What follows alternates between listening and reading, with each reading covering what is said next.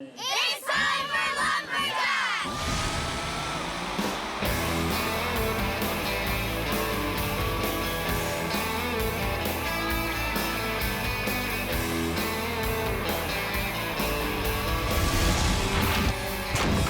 Lumberjacks is sponsored by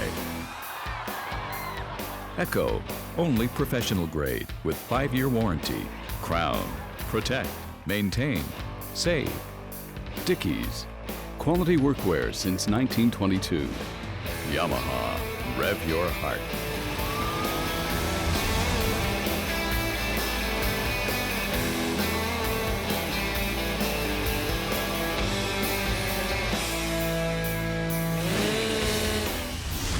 We're on the Atlantic Ocean aboard the Jessica and Trina, a lobster fishing boat that fishes out of Pubnico, Nova Scotia, just downshore from Barrington, Nova Scotia. Barrington's a host of the 3rd annual Nova Scotia Lumberjack Championships. Hi, I'm Rod Cumberland, and today we'll be covering the Springboard Chop, the log Birling, and single buck. Single buck has been getting better and better all the time in the world, and right now the best single buckers in the world come from Eastern Canada. We'll be watching all the excitement here on Lumberjacks. And it's going to be a beautiful day here in the municipality of the District of Barrington, which forms the southernmost part of the province and contains Cape Sable, the eastern boundary between the North Atlantic Ocean and the Gulf of Maine. Barrington, the town of Barrington, is actually known as the lobster fishing capital of Canada. Hi, I'm Bill Deba with my co-host, Lumberjack sport analyst here in the studio, Dave Johns. And Dave, this is the 3rd annual Nova Scotia Lumberjack Championships. The first couple of years were in Truro, Nova Scotia. This is the 3rd annual being hosted by Barrington. We're going to be showing you the Springboard Chop and covering the top 2 heats. Yeah, Bill, top 2 heats in this one with some of the best athletes in the entire world here this weekend at the Nova Scotia Championships. Pictured here, Mario Bork taking on Nathan Cumberland. Here they go in the Springboard Chop. And Nathan Cumberland is just a young lad. He's our Canadian champion right now at the ripe old age of 22. Both guys into their first notch there. Mario's tree looked a little bit punky in the center there, having a hard time with that first notch. Nathan's on his first board. Yeah, looks like he's kind of bringing a knife to a gunfight in this one, taking on the Canadian champion. Look at Nathan Cumberland already climbing to that top board. He's getting up to the top board, and up top we've got about 11 inches round of trembling aspen, and Dave, it's not quite round, it's kind of octagonal. Octagonal, yeah. Birling Nickerson and Ryan McIntyre milled this stuff out with some Echo 620s on a lathe. It was interesting to watch on the Instagram story there for Ryan McIntyre. It looks like Mario's got a little bit of a bone there. Nathan Cumberland pounding his way through that front side. Couple of drivers, and he's going to be making his turn. Mario's trying to catch up to him. Yeah, Mario is drawing kind of a stiff log over there, but look at the juggernaut. Nathan Cumberland just whittling away. He's already made the turn onto the backside. He's not only made his turn, he's putting some drivers in, trying to finish things off, and Nathan Cumberland sets a time to beat at 101.4. Nathan, tell me a little bit about your axe selection in the Springboard Chop there. Usually I used to use a bit smaller axe on the Springboard. Today I decided to go with a bit bigger axe and worked out pretty well. Why would you choose to go with the bigger axe and Springboard when typically guys choose a smaller axe? I've been using a smaller axe because it's a little bit easier on the pockets, but with a smaller axe you don't chop as well up top, which is why I've been going with the bigger one from now on. Well, the time to beat is 101.4 right now in the Springboard Chop. This is our last Springboard Chop heat. And Dave, you know, I know competitors bring a variety of axes to the competitions. How do they choose which axe they're going to use? A lot of these guys will go with the axe that is the best suited for this stuff. You see Birling Nickerson here, he's got a chisel grind going into this aspen tree right here. A lot of times that'll actually blow the chip out a little easier than maybe a banana grind or a flat grind. Well, a good 4-hit notch there for Birling as he has a good board going on to his second notch, and Marcel trying to catch up right now, and he has a miss hit right there. Looks like he's got a slab on the left-hand side of his pocket. That was a devastating miss hit there for Marcel Dupuis. Marcel, usually very stout in the tree, having a bit of a problem right now. Birling Nickerson already the top board. He's really comfortable with that top board there, and Birling's getting some really good hacks at the log on top there. Marcel's on his second board right now. It's going to be a great race to the finish. Yeah, Marcel Dupuis, an absolute gorilla of a human being. He's going to look to make up a lot of time here in the top, but I don't think he's going to have enough in the tank to take down this time from Birling Nickerson. I don't think Marcel's quite as comfortable on his board as Birling is. A nice flat board there for Birling. He's trying to put some finishing touches on the front side there before he makes his turn. Marcel's right behind him. Yeah, Birling just looks absolutely comfortable with these octagonal logs. He was milling them up himself. He's got the drives going right now.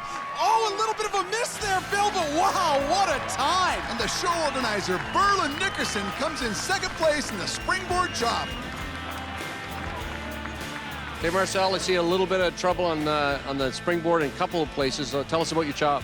Yeah, when it happened to my second pocket, I had I thought a nice 6-hit pocket. When I put my first 2 hits in, it slabbed out. So I'm like, well, if it slabs, it's not going to hold me. So I said, I got to go deep. Then I was missing hits, and I was trying to reach closer, so I was not where the slab was. So. Well, here at the Nova Scotia Lumberjack Championships, 4 of the top 5 competitors in the Springboard Chop actually hail from New Brunswick. Nate Cumberland taking it with a 101.4. Competition organizer and MC, Darren Hudson. It's a real privilege to be here in my hometown and showcase this talent on the banks of the Barrington River. This is where I grew up, and this is where I trained, and now it's the battleground. My family's been driving logs down this river and using them at the sawmill since 1883. Just as our forefathers did many years ago, we're still doing the same industry as before, bringing the timbers down the river, sawing them up into boat planks, and use them in the shipbuilding industry. And that industry is still alive and very vital to the local community. The sport is going so good right now, but let's not forget where it came from. The guys that used to drive the logs down the rivers were extreme athletes, bringing the logs out of the forest to the sawmill. They had the skills that could amaze anybody. Let's not forget those. The great thing about the sport today is that we're allowing people to get involved, and through axe throwing facilities around the world, people get their chance to be a lumberjack for the day. We're creating great team building opportunities and your chance to see and feel what it's like to be a lumberjack.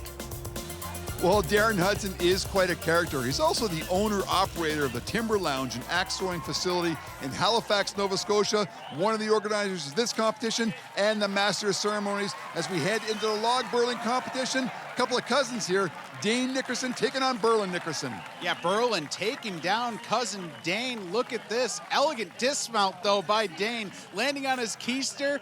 It was a good 2-0 run there by Birling in that one. Up next, we have Grace Perry taking on Marcel Scott. A couple of log rolling specialists here, Bill.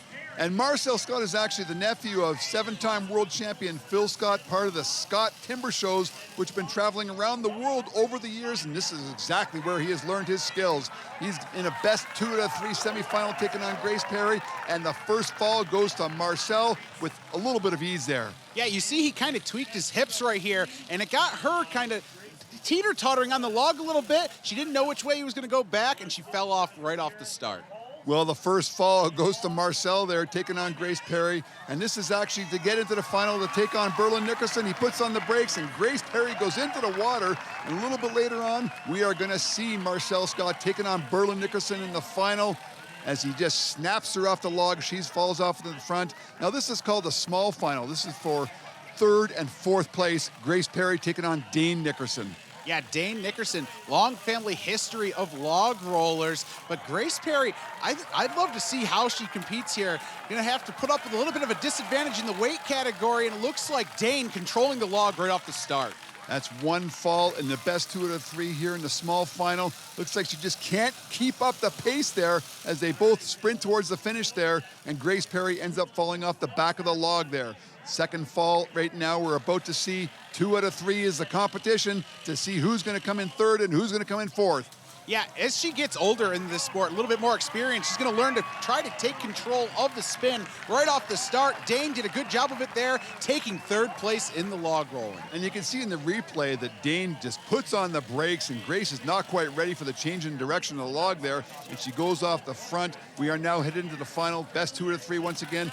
Marcel Scott taking on show organizer Birling Nickerson. Yeah, both with padded resumes in the log rolling. Look at the kick in the water there. Oh, elegant dismount. Birling's in the drink. 1-0, Marcel Scott. Well, going into the second heat here, we got the elegant dismount, as you call it there, Dave, with a soaking wet t-shirt, soaking wet pants. Marcel, the wise guy in the right-hand side, short pants are the way to go. He's got the dry legs and the dry t-shirt as we head into the second heat here in the finals of the Barrington Lumberjack Championships. And Marcel Scott just snaps in Birling. A little bit of a wave of the hand there, said, you can have it there, Marcel. He is the champion. So, Marcel, tell us about that log burl with Birling. Birling's a pretty catty guy. He likes to throw the feet around. probably saw a big boot of water there right off the get-go. That's one of his signature moves. I knew it was actually coming. He's so predictable. For me, he is, because I've rolled with him since I was, you know, about 5 years old. So, yeah, he's done a lot of stuff today, and I gotta give him more credit than myself, because I mostly just showed up here to log roll, and he's doing everything. So, yeah, it's a good all-around day for everybody. But yeah, I'm happy to take the log roll. So that's what I came here for. Yeah, Marcel Scott came, saw, and conquered the log roll, taking 100 points, but Birling Nickerson came in second with 75 valuable points. Welcome back to the third annual Nova Scotia Lumberjack Championships, with the first two being held in the little town of Truro, Nova Scotia. We are now on the southwest corner of Nova Scotia, little town of Barrington, which is actually the lobster capital of Canada. We are heading into the women's stock saw. We are going to be sawing through 12 inches of trembling aspen. We're going to be showing you the top 3 heats. They're using Echo CS 600 chainsaws. 59 cc's of awesomeness here in this stock saw. Brittany McLean taking on Kelly Bonus in this one. Hands are on the wood, get set, and here they go. 2 cuts within 4 inches with these chainsaws. Both women to the wood at the exact same time. Brittany McLean right now has a slight edge as she's into her second cut. Oh, trouble. Kelly Bonus stand 2, cutting out, having to reload, take a second cut. She's going to be way out of this one. Most people, when they do the stock saw, I see them, they put marks on the logs to get ready to go, and you just went for it. You want to tell me what you did? I don't know, I did it in college last year, so just kind of the same thing I did then. I just went for it and let the saw eat. Well, Brittany McLean was letting the big dog eat to the tune of 11.75, setting the time to beat with 2 heats still to come. We got Megan McKinley from University of New Brunswick taking on Caitlin Carroll, a Dalhousie University graduate in this one. Yeah, past champion Caitlin Carroll. She knows her way around these stock saws. Look out for her in this one. Once again, 2 cuts within 4 inches, a lot easier said than done. Both women clean to the wood. Caitlin Carroll slightly ahead at this point, but she double clutches on the second cut once again. Costing her valuable time. Look at Megan McKinley setting a time of right around 12 seconds. So, Megan, I see you doing something before you started your cut. You bobbled it, you rocked the saw back and forth. Tell us what you were doing there. I was just basically trying to warm up the saw even more. I know people have gone before me, but I want to make sure it's well oiled up and maybe get rid of some chips that were in there from a previous user. How'd it work for you? Well, I got bogged up right at the beginning a little bit, but after that, as I knew how much weight I could put on my saw, and I ran it smooth right after. Well, we've seen 2 heats right now and 2 mistakes by former Canadian Championship Kelly Bonus and Caitlin Carroll. We are now heading into the 3rd heat. Tess Billings taking on Melanie Bork.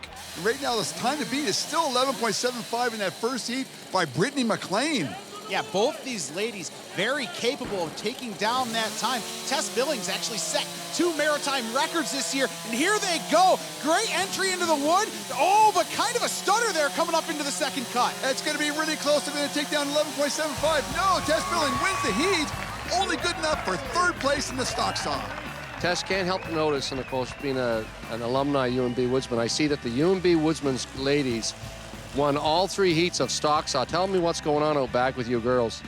I don't know, we're collaborating, I guess. Something's going on, because we're all pretty fast today, I guess, so. How'd that cut go for you? Felt pretty good. I put a little bit too much pressure on it, I think, on the upcut, but I won the heat, so I'm happy. Well, there it is. The women's Echo stock saw is now in the books with 3 University of New Brunswick graduates leading the way. Brittany McLean, the only one breaking the 12-second barrier, coming in and winning it with 11.75. We are now heading into the men's stock saw. We're going to be showing you the top 2 heats. Yeah, Scott Reed, former member of the Canadian national team, taking on my man, Smokin' Joe Bro on station number 2. Once again, the rules are the same. 2 cuts and 4 inches right there. And it looks like Scott Reed is slightly ahead and now into his second cut. Smokin' Joe trying to catch up. Yeah, look at Scott Reed up on his tippy toes, putting the weight right to it. But Scott's going back for a 3rd cut. Wow. Not sure what Scott Reed is doing, but Joe Bro wins the heat with a 12.80. Okay, so Smokin' Joe, I want to talk about mental and physical toughness. Mental toughness. Tell us just how young you are. 72. 72 years young, and then show us your left hand, Joe. Okay, tell us what happened there. I smashed it on that saw there. It's all busted up. The bone is crushed and the fingernail is off. Okay, so that happened yesterday, and here you are in the stock saw today. How'd you make out? I mean, really great. Didn't bother me at all. Just encouraged me to try harder, that's all. It was a great time there by Joe Bro, but Scott Reed actually qualified with a time higher than that at 11.81. He went back for a third precautionary disc there because he thought he maybe had cut out, but the timers and judges said, nope, those 2 discs off the bat, we're good to go. So time to beat is actually Scott Reed's time with 11.81 heading into this last heat. Connor Morse, our Canadian rookie champion, taking on seasoned veteran Paul Woodland. Yeah, the legend Woodland, ooh, had some uglies there in the center of his log. Look at Morse coming through the top, what a cut! So Connor, how'd your cut go today? It wasn't too bad. I kind of took a little bigger cookie than I was hoping to on my first cut, and then didn't give me a lot to work with on the end. I was right close to the line, but I didn't cut over, thankfully, so I got 2 on the deck. That was the goal. Yeah, achievement completed there, goal accomplished. Connor Morse taking down the men's stock saw, 11.11 seconds. Welcome back to the 3rd annual Nova Scotia Lumberjack Championships, being hosted this year by the town of Barrington, Nova Scotia, which is the lobster capital of Canada. We are now heading into the women's single buck, and the women here are going to be sawing through 16 inches of white pine. This first heat, Kelly Bonus taking on Alicia Schroeder. Yeah, Alicia Schroeder, younger competitor up here. She's been really improving this year, looking to take down Kelly in this first heat of the single buck. Kelly Bonus on the left-hand side, now a resident of Prince Edward Island, is a graduate of Nova Scotia Agricultural College in Truro, Nova Scotia, a former national champion. She should be the one to beat in this particular heat. Both those ladies kind of struggling off the start there. Those peg and raker saws, looks like the rakers hung off the top, but now they both got those saws just a singing through the log. Kelly Bonus on the left-hand side being coached by Donald Lambert of St. Gilles, Quebec, a world-class single bucker in his own right. A little bit of a stagger there as she hangs a raker. Yeah, as they tilt that saw up, she's kind of opening up that window too much in the back. That's why she keeps hanging it, but the saw is hungry. Looks like a Lambert file on that two-Italian saw. Wow, what a cut for Bonus. Time of 29.39. So Kelly, tell me about your cut. It was all right. The saw is still fairly new to me, and it's pretty fresh ground, so it's quite aggressive. And I'm just not used to pulling it quite yet, but it's really doing its job, which I like. Well, it's fantastic to have a saw that does its job, but you also have to do your job in pulling that saw. The next heat is Caitlin Carroll taking on Melanie Bork. Time to beat 29.39, and this will be, Dave, the last heat. Yeah, this is the last heat, or like I like to call it, the money heat. A couple of the best sawyers in the field in this one. They got some brand new Mercier saws out here to cut this 16-inch white pine. Former national champion Caitlin Carroll from Truro, Nova Scotia on the right-hand side. Melanie Bork with her husband Mario coaching on the left-hand side. Big hang by Melanie on one there, but look at the pace Caitlin Carroll's laying down on stand 2. Easily coming through the bottom of this. One more stroke should do it. Wow, what a cut for Caitlin. And she wins the women's single buck. Is that any advantage to you at all, having this kind of caliber around, and is it very close to you? It certainly does. I get Scott and Jeff Larkin to both help me train, and it makes a big difference. Well, now you can see why I called it the money heat there. Both Caitlin and Melanie taking the top 2 spots in the women's single buck. Now we're going to roll it over to the men's single buck.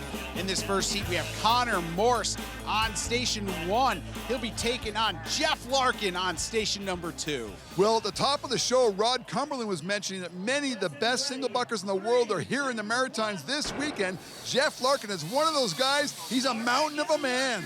Yeah, look at the grit and determination he's got there on station 2. Morse is going with a nice full strength, but look at Larkin powering through the log. Wow, what a cut, 11.8 seconds.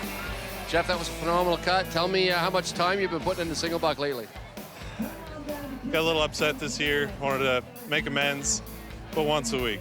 Not gonna lie, I've been putting some cuts in. So.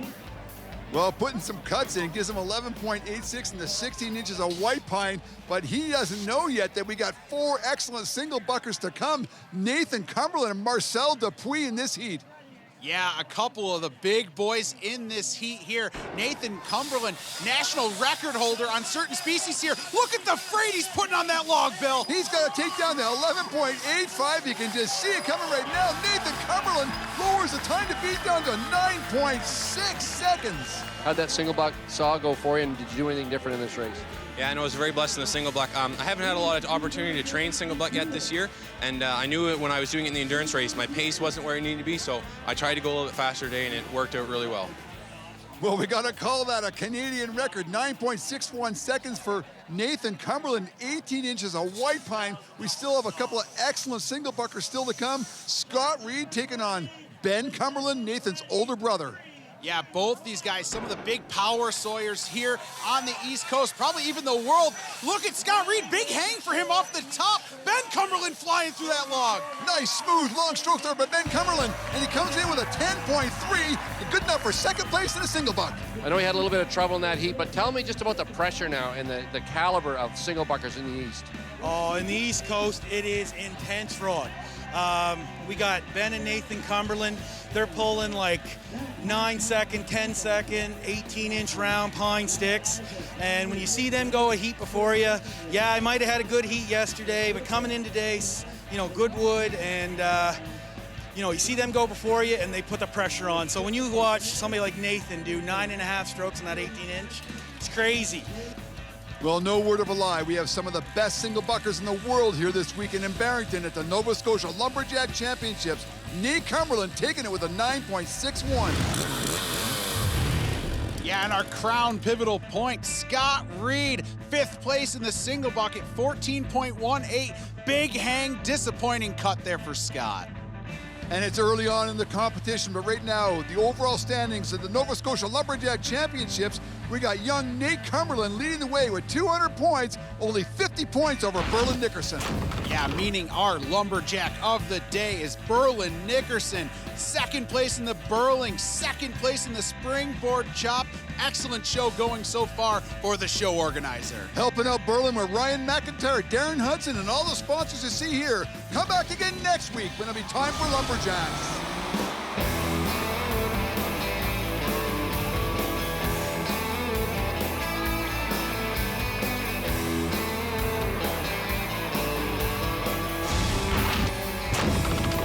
Lumberjacks is sponsored by Echo, only professional grade with 5-year warranty. Crown, protect, maintain, save. Dickies, quality workwear since 1922. Yamaha, rev your heart.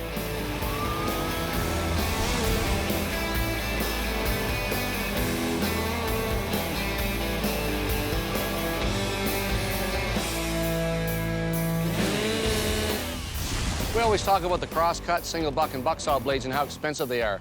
But really, those great blades are nothing without a good handle to run them with. Cross-cut handles can be manufactured by the competitors nowadays and the guys that make the blades.